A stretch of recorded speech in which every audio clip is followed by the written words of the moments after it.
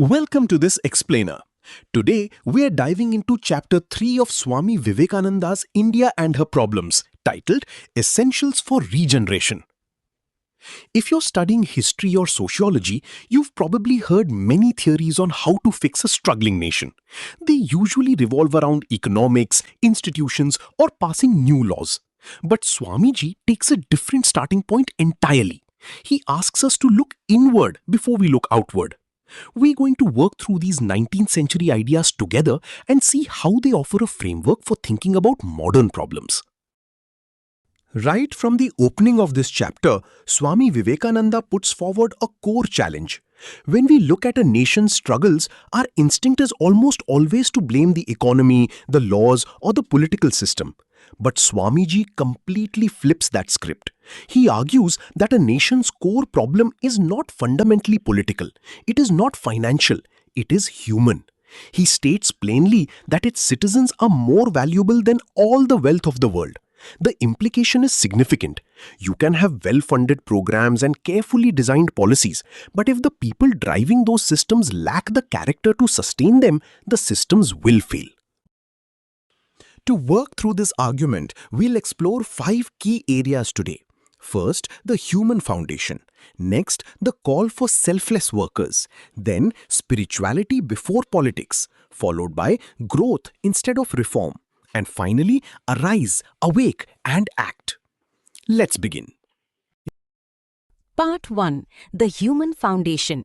Why true progress starts with people, not politics. Here is Swamiji's core argument.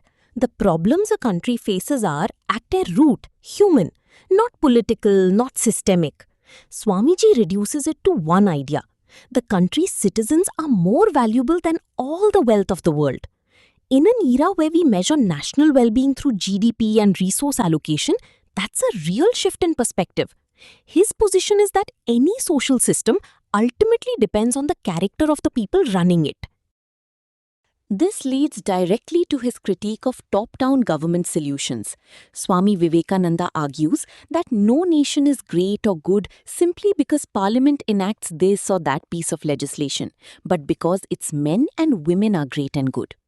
Swamiji points out that progress dictated by an external force or through the imposition of laws and rules has little lasting value if the citizens themselves have not been developed first. Even if a government provides everything a people need, the real question is, who are the people capable of sustaining it? This is not only a philosophical point, it is also a pointed response to the colonial rule that India was subjected to in Swami Vivekananda's time, which in some ways survives to this day, even with the parting of the foreign rulers. You can't legislate greatness or morality.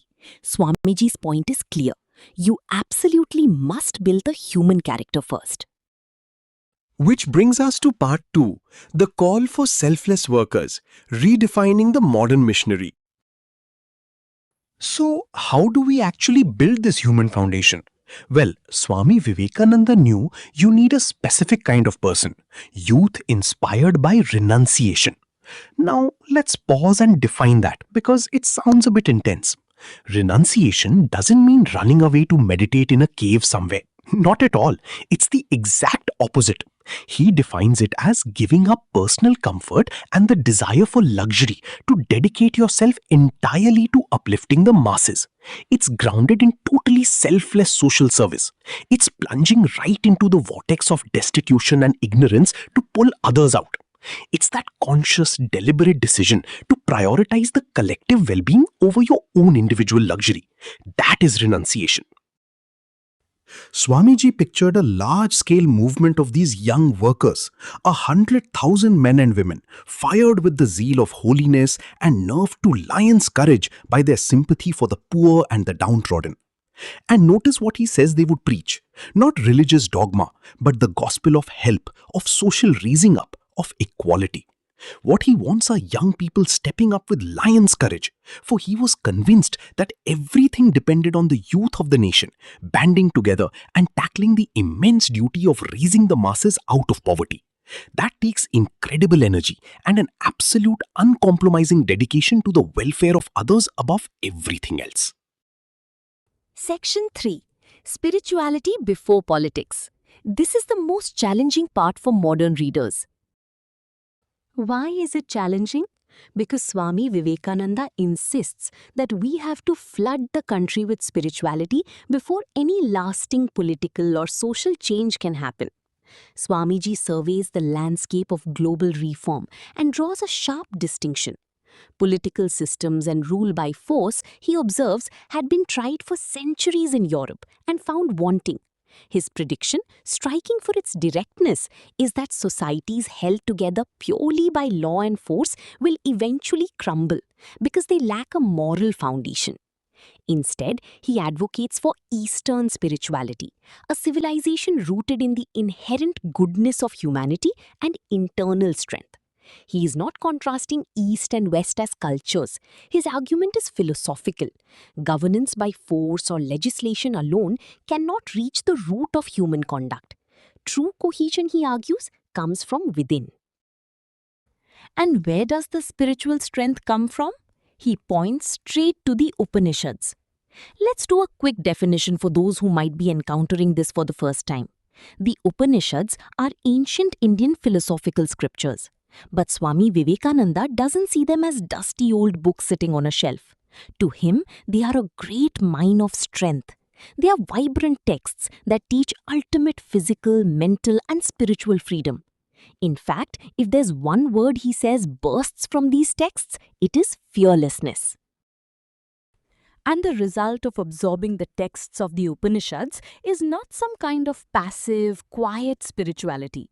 Swamiji boldly declared that what our country now wants are muscles of iron and nerves of steel, gigantic wills which absolutely nothing can resist, ready to penetrate the mysteries of the universe and accomplish their purpose, even at the cost of going down to the bottom of the ocean. It's a deep inner fortitude that refuses to be broken by circumstance. And he believed it is precisely this kind of massive, unshakable strength that is required to lift an entire society out of poverty and degradation. But this strength, Swamiji insists, must be paired with the right understanding of its purpose. That is where Advaita comes in. Advaita is the philosophical ideal of the oneness of all things. Swami Vivekananda argues that you cannot genuinely uplift another person until you recognize that their condition is not separate from your own. Their suffering and your condition are connected. Without this realization of oneness, social service risks becoming a form of ego, something done for the worker's own satisfaction rather than for the person being served. He is direct about this. None can regenerate this land without the practical application of this ideal of the oneness of things. Swamiji's instruction is very clear. Before flooding India with socialistic or political ideas, first deluge the land with spiritual ideas. Why? Well, because attempting secular or political reform without a religious or moral anchor will simply never take hold. It just won't stick. Laws and politics are temporary phases. They don't reach the actual root of human conduct. A spiritual upheaval needs to come first. It's like farming. You must change the soil before you plant the seed. Otherwise, all the political adjustments in the world are just like rearranging the deck chairs on a sinking ship. They're destined to fail because the people running them remain completely unchanged. Moving on to Section 4, Growth instead of Reform, and why denouncing the past fails. So, with the right people and the right spiritual foundation in place, how exactly should this change be enacted? Well, first, Swamiji gives a very strict warning about what not to do. Denouncing others, denouncing the past is not the path to do good. He completely rejects the idea of standing on a stage, making platform speeches that do nothing but hurl curses and condemn society's irrational institutions. He reminds us that even customs that now appear evil once served a positive, life-giving purpose in the past. If you just try to pull down the old structures with curses and anger, the result is going to be failure. Tearing down the old without understanding its original utility only breeds resentment and chaos. In place of denunciation, Swami Vivekananda offers a different principle. I do not believe in reform, I believe in growth. This is a meaningful distinction. He refuses to position himself as someone dictating to society from above. He rejects what he calls inconsiderate imitations of Western reform methods, approaches that impose change from outside rather than allowing it to grow from within. Swamiji gives clear preference to organic expansion and development. True change is an evolution from within, not a violent imposition from the outside. You have to take a person or a nation exactly where they are and gently give them a lift. It's about organic, natural development. And Swamiji is clear that real change cannot come from a vocal minority imposing their ideals on everyone else. He acknowledges that social reform is needed, but argues that lasting reform requires building the capacity of the people to solve their own problems. He uses a pointed phrase: the new order of things is the salvation of the people by the people. The task is educating the masses and building them up so that they become capable of governing themselves from within. He notes that this takes time. India had historically been governed by kings, and democratic self-governance cannot simply be imposed overnight. To anyone who wants to be part of this work, Swami Vivekananda poses a three-question test.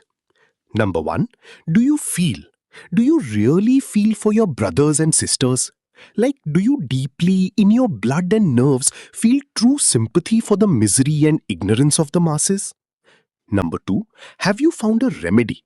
Have you found a practical way to keep the nuggets of gold and truth hidden inside old traditions while clearing away the superstitions? And number 3, what is your motive?